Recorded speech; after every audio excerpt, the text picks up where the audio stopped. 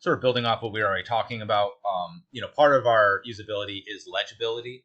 So you just want to make sure that all of your content is viewable, no matter what device or screen size that they are using. So obviously, like we have different types of content that you might have that you might not necessarily have in a printed work, such as a magazine or a newspaper or whatever people are looking at. So we usually have the header, right, and navigation, all these various different components that we have to concern ourselves with. But probably the most important one would be the navigation, right?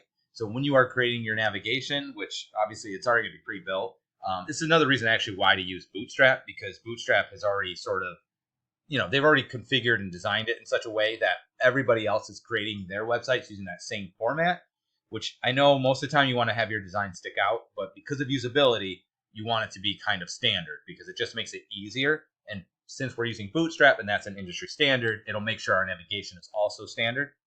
So it already sort of follows these navigation rules. It obviously you want it to be concise, easy to read. Obviously, you don't want your links to be like multiple words or be words that people don't understand. It should be clear. So they shouldn't click on a link and be like, where is that going to take me exactly? Again, with kind of being concise, it should say like, about us. And then that that's going to talk about the company, right?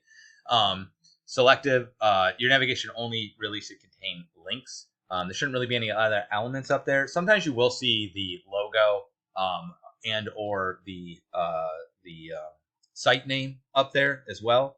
But as far as like the actual navigation, there shouldn't be anything in between them. It should just be those list of links. The context, it's good if they know where they are. So this is actually something my site doesn't currently have. So if you have links, it's a good idea that when whatever page you're currently on, if the links are up on the top, that page is highlighted or underlined in some way, so you know what page you are on in the context of all the pages that are there. If you remember from a previous class, I talked about breadcrumbs. It's one of the reasons why the breadcrumb navigation is useful, because it gives you a sense of where you are existing. A really good way of kind of looking at it is that if you're going into a grocery store, they will organize everything into different departments, so you'll have like dairy frozen and perishable and non-perishable. And it's easier to tell where you are because everything is organized in that sort of manner. You want to make sure that everything is large enough to be used, particularly, because you got to think about ADA, Americans with Disability Act, and make sure that everything's accessible. And this is especially true now because there's a generation now, me being one of them, where we're a little bit older and my vision isn't as good. So you need to make sure. In the past, the only people using the internet, the oldest people weren't that old, but now everybody's, 80-year-olds, 90-year-olds, everyone's using the internet. So you need to make sure that everyone can easily interact with it. And you want it consistent. So generally speaking, whatever your navigation, whatever your nav bar, whatever you're using at the top should be the same on every page.